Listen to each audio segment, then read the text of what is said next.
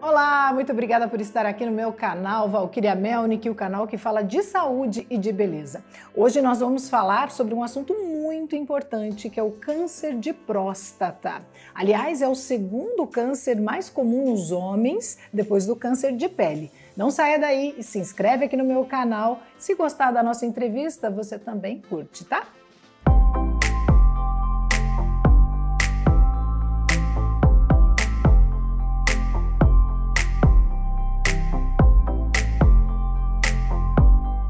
Meu convidado hoje é o Dr. Bruno de Figueiredo Pimpão, ele é urologista. Seja muito bem-vindo, doutor. Olá, Valquíria. Muito obrigado pelo convite, muito legal estar aqui com vocês e eu estou à disposição de vocês aí para esclarecer qualquer dúvida, qualquer pergunta que vocês tenham aí sobre o tema aí que eu considero aí bastante importante. Não, e nós estamos aqui, olha só, para falar sobre esse assunto justamente buscando a prevenção e sabendo também quais são os tratamentos para quem de repente está passando por esse problema, né, doutor Bruno? Perfeito. Bom, antes de mais nada, acho que poderia nos explicar o que é a próstata e a função, né, da próstata para que a gente já desmembre aí a questão do câncer de próstata. Certo. Bom, Valquíria, a próstata ela é uma glândula, tá? Ela é uma glândula que em homens jovens é pequena, tem algo em torno de 20 gramas, então o tamanho de uma noz. Ela fica entre o pênis e a bexiga e a função dela é justamente produzir o líquido seminal, que é um líquido que vai nutrir os espermatozoides e também vetorizá-los para fazer a fecundação na mulher. Muito bem. E o câncer de próstata, ele atinge muitos homens? Tem uma idade específica? Sim, é uma doença extremamente prevalente, então é o segundo câncer mais comum nos homens, perde só para o câncer de pele, não melanoma. A incidência dele vai aumentando de acordo com a idade, Valquíria. Então, ele é muito raro em homens abaixo de 40 anos, né? Pode acontecer, mas é muito raro. É infrequente em homens abaixo de 50 anos. E com o passar do tempo vai aumentando cada vez mais a incidência, chegando até 25% a 30% nos homens acima de 80 anos. Então, é uma prevalência extremamente grande. Sem dúvida. E quando que deve se começar os preventivos? Então, os exames preventivos, já que você falou que é raro, menos de 40, tem uma idade assim também, acima de 40 ou é antes? Sim, não, acima dos 50 anos de idade, a nossa sociedade preconiza que o homem já procure o seu urologista para traçar uma estratégia aí de rastreamento, né, do câncer de próstata. Mas em homens que têm mais chance de ter o câncer de próstata, por exemplo, homens negros e homens com história familiar, positiva para câncer de próstata, a gente recomenda que esse rastreamento seja antes, próximo dos 45 anos de idade. Entendi. E aí é anual, doutor, também? Tem que fazer essa prevenção todos os anos, uma vez Anual. que faz? Anual. O ideal é que faça anualmente para que a gente consiga fazer esse diagnóstico o mais precoce possível. Né? Que se no ano passado ele não tinha nada e esse ano alguma coisa apareceu, a gente tem certeza que é algo novo, algo que acabou de aparecer e a gente tem uma maior chance de cura desse paciente. Sem dúvida. Quais são os exames hoje que nós temos para detectar o câncer e também, né, para fazer esse diagnóstico, mas também para prevenir? Bom, o que a gente utiliza de rotina, Valquíria, é um exame de sangue chamado PSA. Então, uma coleta simples de sangue e é um marcador próstata específico, não câncer específico. Então, através dele, a gente consegue ter uma ideia de como que está se comportando essa glândula no organismo desse homem. E o exame do toque também é imprescindível nessas pessoas para a gente ter uma ideia um pouquinho melhor, né, de como que está essa glândula de uma maneira, no sentido de textura da glândula, presença de nódulos, se essa glândula está solta, se ela está fixa. Então isso aí vai me dar uma ideia bem melhor em relação ao tipo da próstata que esse paciente tem. Hoje em dia os exames de imagem também são utilizados, tá, para avaliação do câncer de próstata, e a ressonância magnética está sendo bastante utilizada aí no rastreamento também de câncer de próstata. Homens que têm então uma alteração do exame de toque ou uma alteração de PSA, a ressonância ela entra bem aí na avaliação desses pacientes. E os homens que não, eles preferem fazer o PSA do que o exame de toque. O PSA substitui mesmo ou é necessário fazer o de toque? Importante pergunta, Valquíria. Realmente não é um exame que substitui, né? Ele é um exame que complementa, tá? Então eu costumo explicar para os pacientes que é como se fossem câmeras, né? Para olhar o mesmo problema. Então quanto mais câmeras a gente tem para olhar o mesmo problema de ângulos diferentes, mais chance a gente vai ter de detectar algum problema ou para você ter uma melhor visualização daquela situação. Então é um exame que ele complementa, né? Assim como você vai num otorrino, ele vai olhar a sua amígdala para ver como é que a amígdala está, assim como você vai num cardiologista para ele auscultar o seu coração e ver como é que está esse coração, a gente tem essa possibilidade de sentir a glândula prostática através do exame do toque. E até porque o tratamento deve ser diferenciado se você pega o câncer já no início, né, nesse último ano, que se de repente iniciou o câncer, já que faz um acompanhamento anual, e quando você pega um câncer já mais desenvolvido.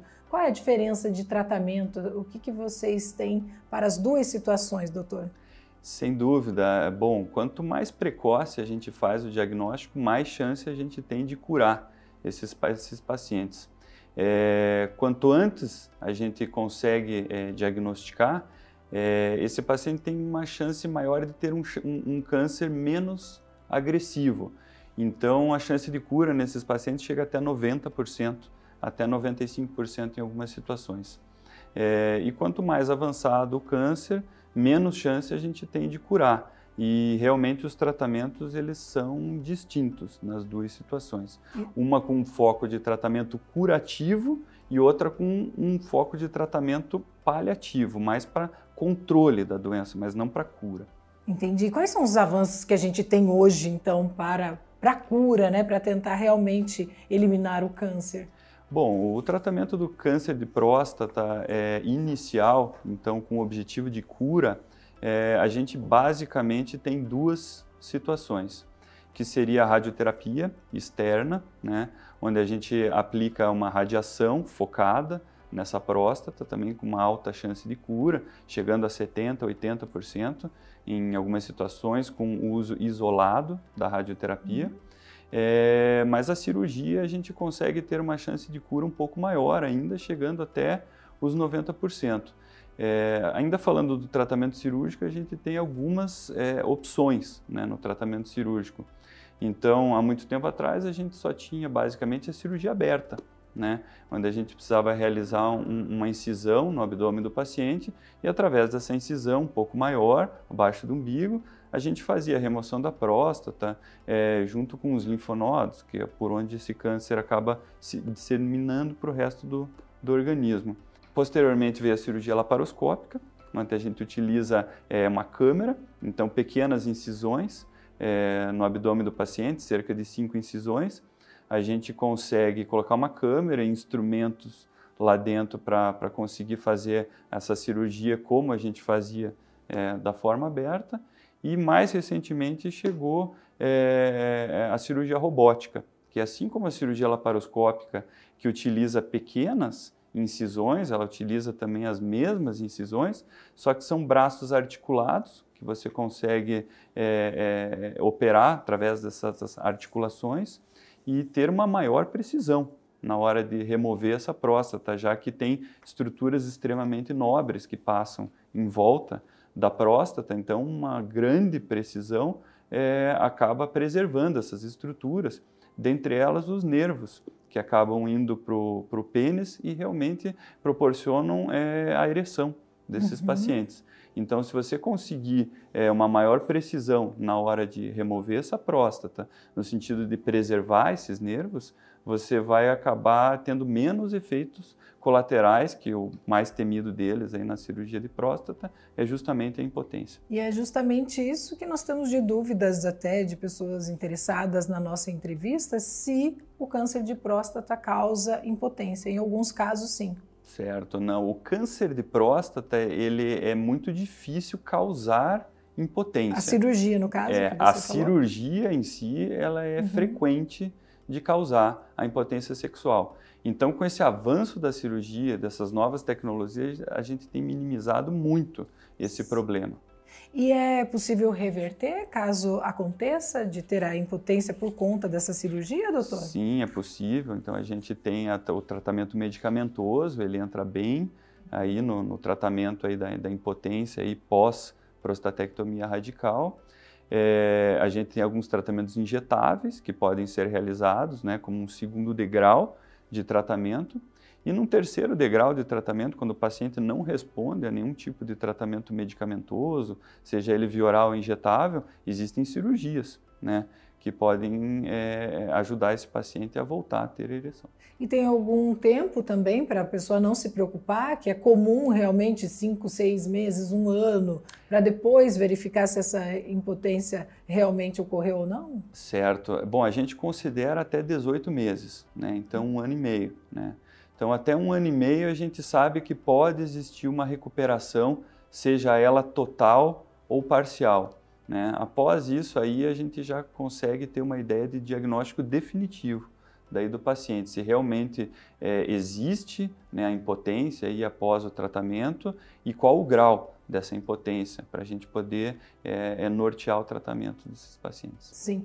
Doutora, eu creio que nós não tínhamos que perguntar os sintomas do câncer, porque todo mundo deveria fazer essa prevenção e não sentir sintoma nenhum. Certo. Mas para quem não fez ainda nenhum exame, não procurou urologista, quais sintomas tem que estar atento para procurar urgente o urologista? Certo. Bom, o câncer de próstata ele costuma ser silencioso. Em estágios iniciais ele realmente não vai te proporcionar absolutamente nenhum sintoma. Então, é fundamental aí que o paciente procure o médico no sentido de fazer o rastreamento para o diagnóstico precoce. Então, eu não espero que esse paciente tenha nenhum sintoma com câncer de próstata. Agora, com o avançar da doença, sintomas podem acontecer, né? Então, sintomas obstrutivos, urinários, né? Então, nódulos dentro dessa glândula podem proporcionar uma compressão do canal urinário que passa dentro da próstata e o paciente pode ter dificuldade para urinar, tem que fazer esforço para urinar, a frequência urinária acaba aumentando, a frequência noturna urinária acaba aumentando também, o esvaziamento dessa bexiga torna-se incompleto gradativamente e mais avançado ainda, quando o câncer realmente já fez metástases, né, para o organismo, que são principalmente metástases ósseas no câncer de próstata, dores ósseas, principalmente no esqueleto ali de coluna vertebral e região da pelve. Bom, agora está tudo explicado aqui, né, doutor? Eu espero que todo mundo aí que passou dos 45, nos casos específicos que você disse, e também acima de 50, façam seus exames anuais, procure o seu médico, né? E obrigada pelas suas informações, doutor. Joia, Valquíria, muito obrigado mais uma vez aí por poder estar aqui com vocês e para poder esclarecer aí para o público de casa. A gente está à disposição de vocês. É um prazer, vai voltar outras vezes. Obrigada. Obrigado. Se você gostou dessa entrevista, dá o seu curtir aqui. Também não se esquece de se inscrever no meu canal, tá? Eu volto no próximo vídeo. Um beijo para você. Tchau, tchau.